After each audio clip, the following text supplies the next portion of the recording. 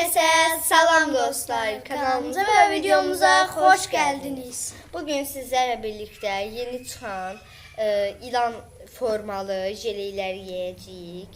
Bu mənimkidir, bu da Dəniz'inkidir. Belə görünür. Sən də göstər. Neyse, buradan belə kəsmə yeri var. Kəsib yeyəcəyik. Çox Bunu maraqlı. inşallah partlasa çok iyi. Dağlar her yer batar. Ona göre de arkasından kesin. Şirəli bir şey.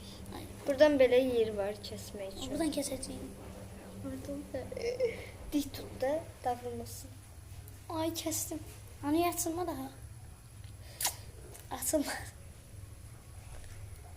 Neyse kesim. Bunu ağızda partladılar. Aa, Bu sudur. ha bu sok değil. Yo. Lili. Lili. O neydi? Lili. Tamam tatlıdır. Çok tatlı uşaqlar.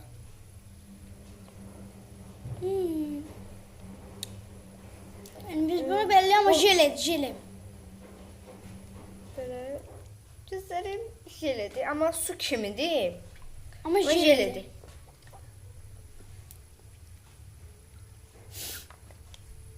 Sos kaçmıyor.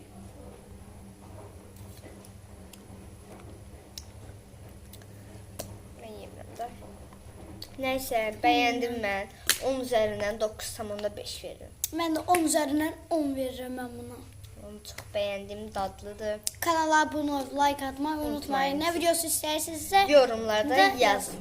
Bye.